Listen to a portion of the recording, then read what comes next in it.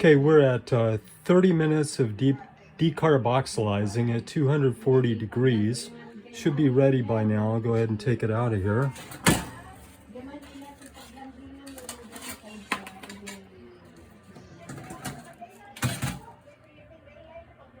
Okay, it doesn't look much different, but it's definitely toasted appropriately.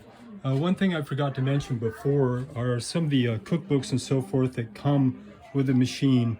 This decarb box, which I choose not to use, but does have the thermometer with it if you buy it from them, also has this nifty little instruction book on making oil for different purposes, but mainly for decarboxylation.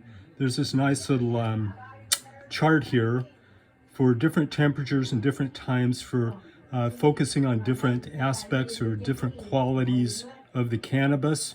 The one we're after here is this one for the good stuff here, 250 degrees, 230 it says. I go a little below that because some things online say 230, some say 240.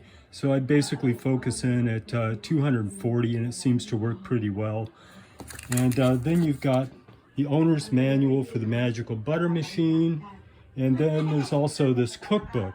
Now it is called Magical Butter Machine and you can make butter with it, but I prefer the coconut oil.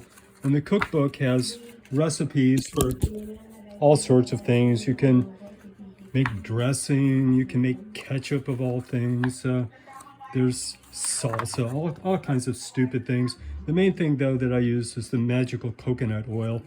And so anyway, there's that. So the next step in this process is basically to load all of the ingredients into the magical butter machine.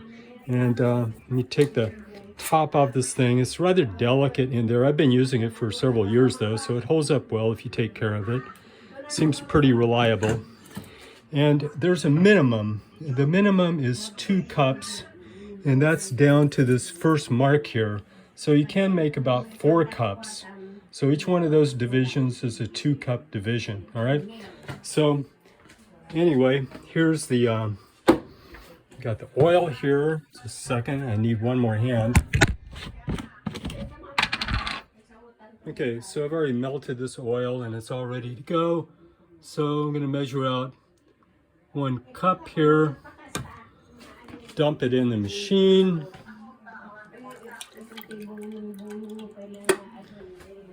And then another cup. I'm going to go slightly over so that when you make cookies, you're sure of having enough. 2 cups of cookies. If you have a cookie mix that requires a 1/2 cup, you can get 4 batches of cookies, which is a pretty nice amount. I go just a little bit over just for good measure. And so it's really like 7 to 14 grams of marijuana is what's recommended. So an ounce is then 14 grams per cup, which seems to work out pretty well. So now I'm going to have 2 hands and I'm going to have to dump this stuff into there. So I'll pause for just a moment here.